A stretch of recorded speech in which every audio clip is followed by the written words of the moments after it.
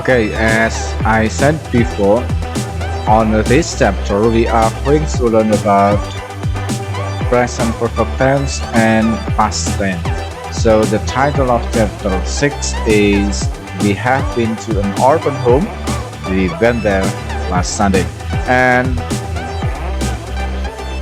what you are going to learn here in this chapter is to communicate past happening which is related to the present moment in order to share the information with others, to report the past happening to others, and to give an explanation.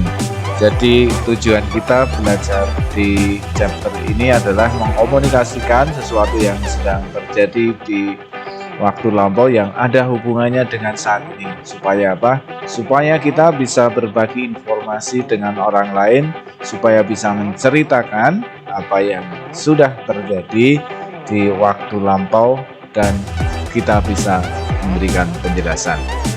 Okay, here I like to share. I like to tell you how to learn this topic through these books. Ya, di sini saya hanya akan menceritakan atau memberitahu kalian bagaimana belajar tentang kalimat atau pola kalimat ini melalui buku ini, karena buku ini di dalamnya banyak sekali yang bisa dipelajari.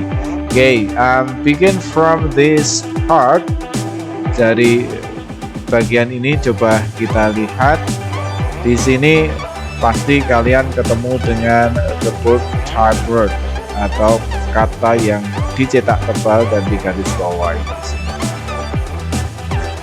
Here is the dialogue. Dayu, I really enjoyed our visit to an orphan home last week. Kapan mengunjunginya? Di sana mengatakan I really enjoyed, pasti sudah berlalu, maka di situ juga ada penjelasannya dengan kata last week. Kemudian dijelaskan it was really a good idea to celebrate your birthday there. Nah, di situ kalimatnya menggunakan was. Kenapa? Karena itu adalah kalimat lampau. Coba kita lihat apa yang dibilang orang yang berikutnya ini. Hi Edo. Yes, it was really fun. We had a good time with the orphans there. Orphans itu maksudnya di sini yatim piatu, rumah yatim. Maka kalimatnya they were very happy too. Happy-nya kapannya dulu? Karena disebut dengan kata were. Artinya sudah berlalu. You know what? Tahu kenapa? I have visited di garis bawahi. I have visited the orphanage 5 times so far. Have visited. Ya, kira-kira apa ini? Saya titik-titik mengunjungi rumah yatim itu 5 kali. 5 kali. Wow, no wonder you and the kids seem to know each other very well. Oh ya, pantesan. Ini bilangnya si Siti, pantesan kamu kayaknya sudah akrab banget deh dengan mereka. Kenapa dibilang akrab? Karena si Dayu bilang I have visited the orphanage 5 times. 5 times, 5 kali. Kalau mau bilang 5 kali berarti kata mengunjungi di depannya ada kata have. Maksudnya adalah, coba kita tebak. Nah, coba dengan kalimat-kalimat yang lain yang menggunakan kata have yang di bawah. Di sini, not really. Although I have been there 5 times, I haven't met each one of them quite closely. I have met really 3 times, but I haven't had a chance to talk to her personally. She has been very busy lately. Ya, di situ semua kalimatnya menggunakan kata have dan kata has. Saya ingatkan bahwa kata have dengan kata has pasti memiliki makna yang sama, hanya bentuknya yang berbeda. Coba perhatikan I have. Tetapi ketika mengatakan Riri, She has been, tidak menggunakan she have, tapi menggunakan she has. That's the difference. Ya, itu bedanya. Kenapa kok I have sementara Riri has atau she has? Ya, begitulah. Okay, I have never been to an orphanage. I have never been to an orphanage even once. Nah, even once, bahkan sekalipun. Nah, ini dia kalimat-kalimat ini sebenarnya hanya untuk memancing kita bahwa kita sedang belajar menggunakan kata have. Kata have di sini kira-kira artinya apa? I have never been to an orphanage even once. Bahkan sekali saja. Pasti ada kata never, berarti belum. Maka saya belum sekali saja. Nah, kalimat utuhnya I have never been to an orphanage even once. Ya, saya belum pernah ya, ke panti asuhan bahkan sekalipun. Oke, bisa ditebak. Tadi I have been there 5 times, meaning saya sudah ke sana 5 kali. I have met Riri. Saya sudah ketemu Riri. Ketemunya kapan? Ya, dia bilang have, ya nggak tahu, tapi sudah ketemu. Sudahnya kapan? Ya, dia bilang saat ini karena ini sedang berdialog. Oke. Nah, jangan bingung dengan kata had di sini. Why don't we plan a visit? Why don't we plan a visit to the orphanage again during the Creativity Week next month? Our class has never had a program for children in orphan home. Ya, ini mengajak ini. Oke. Nah, sebenarnya pada intinya tadi saya bilang bahwa kata have, kata has ini dipakai untuk mengatakan sudah. Tapi coba dilihat, perhatikan kalimat-kalimat lainnya yang menggunakan kata have atau kata has. Yang ada di halaman 110 yang ada. That will be great. I can't wait. My sister has just been to an orphanage too. Last week, her class went to the orphan home on Jalan Fatima. Jadi ingat kalau sudah last week ya kata kerjanya bukan pakai go, tetapi di sini pakai when. My sister has come there. Sudah datang ke sana. Sudah datang. Oke. Dari awal coba dari sini. Have visited, have been, haven't met, haven't had, has been, kemudian have been, ini lagi has had. Oke. Nah, please pay attention to the structure of the sentences. Perhatikan ya pola kalimatnya. Ada my sister has come. My sister is the subject, has come is the predicate. Oke, nah, biar agak cepat, saya ke halaman 111 yang bagian bawah. Ya, kenapa ini? Ya, here is the dialogue between Siti, Dayu, Udin. Ya, they are talking about the topic about going to somewhere. Okay, look at and pay attention to the sentences written using have or has. Yuk, perhatikan ya yang pakai have atau has. I think Riri is the most interesting orphan I have ever known. Ini ya kalimatnya. Menurutku Riri adalah yatim piatu yang paling menarik yang I have ever known, yang pernah saya ketahui. Pakai have, pakai noun. Kok nggak know ya? Kok nggak new? Noun. Ini juga kok tidak has came tetapi has come. Ini kok I have met bukan I have met.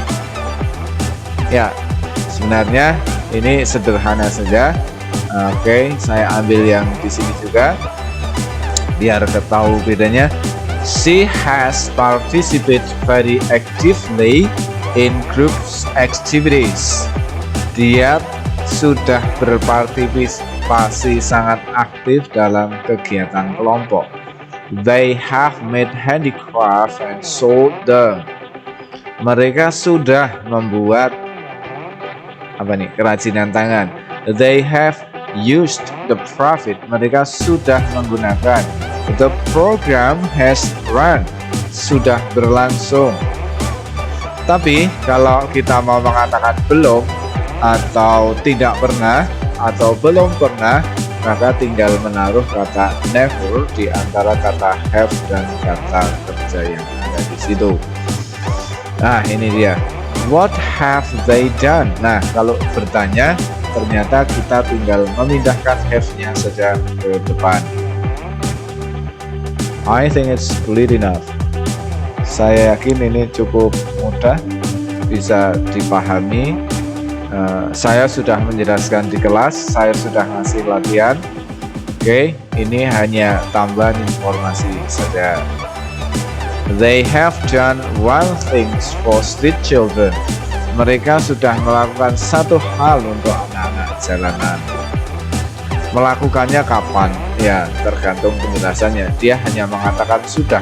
Sudah itu konteksnya sekarang dalam have. Aku wis madang.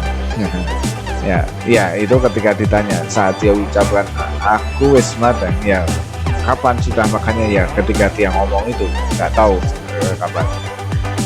Aku wis madang ping pindho. Ya, I have had my lunch 2 times. Oke. Ya, begitu ya.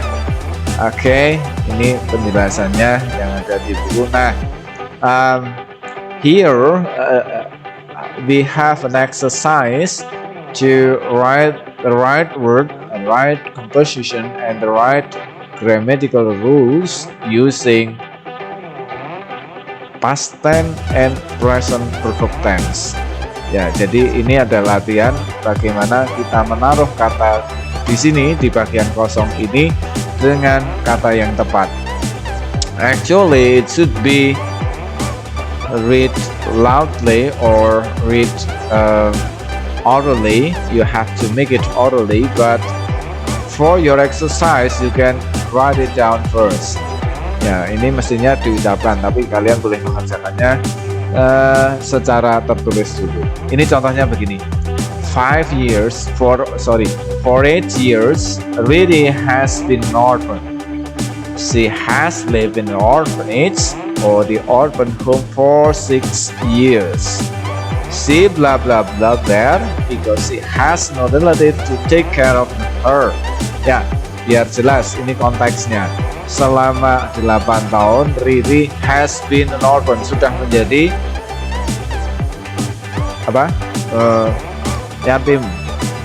She has lived in the orphanage. Dia sudah tinggal di di panti asuhan itu selama 6 tahun. Nah, ini pakai sudah menjadi, sudah tinggal. Nah, mestinya kalimat ini diisi dengan apa? Dia titik-titik di sana karena dia tidak punya keluarga yang merawatnya. Dia kemudian her grandparents bla bla bla. Kakeknya kenapa gitu. Kita isi dengan kata kerjanya. Her only relative is an uncle from her mother's side. Satu-satunya keluarga adalah paman dari ibunya. Artinya apa? Kakek neneknya ya sudah meninggal. Maka mengatakan kakek neneknya sudah meninggal. Seperti apa? Oke, meninggal apa? Sudahnya pasti dikasih kayak gini. Riri has. Oh, berarti kalau she has. Oke. Nah, kalau her grandparents karena banyak ya di sini pasti have. Tapi have apa? Sudah meninggal gitu. Has passed away, have died, dan seterusnya. Nah, tapi yang perlu diingat setelah kata ini, kata has, kata have, ingat ada made, ada participate, ada used, ada run, ada thought, ada done, ada visited. Nah, yang perlu kalian ingat bahwa Pola kalimat ini mau bilang sudah itu harus diikuti dengan kata kerja yang namanya past participle atau bentuk ketiga. Yang seperti apa sih bentuk ketiga itu? Saya ingatkan ya. Kalau kalian bilang apa misalnya run, lari, itu bentuk pertama. Mau mengatakan adik kecil itu lari-lari terus, itu kan kebiasaannya suka lari, maka the little child runs everywhere. Ini mau mengatakan saja anak kecil itu lari-lari kemana-mana. Ya larinya kapan? Ya mungkin selalu, sering, kadang-kadang gitu. Runs. Nah tapi kalau look, the little boy is running. Oh lihat itu anak laki-laki itu sedang berlari, maka mengatakan sedang. Semuanya itu namanya bentuk pertama. Mau dipakai s belakangnya, mau ditambah ing, itu bentuknya pertama. Tapi yang bentuk kedua itu yang untuk cerita. Oh tadi malam ada pencuri lari, maka larinya harus bentuk kedua. Bentuk keduanya ternyata ran, R-A-N. Nah itu bentuk past tense namanya. Kalau mau bilang saya selalu bikin sarapan sendiri, selalu, maka pilihannya adalah bentuk pertama, I make my own breakfast. Tapi kalau ibuku sedang masak, sedang bikin sarapan, bilangnya apa? My mother is cooking. My mother is making breakfast. My mother is preparing breakfast. Tapi kalau cerita, siapa yang bikin sarapan tadi pagi gitu, terus kamu cerita ibuku loh yang bikin sarapan tadi pagi kan sudah berlalu, maka pilihannya kata made. Mother, made itu artinya past tense, sudah berlalu.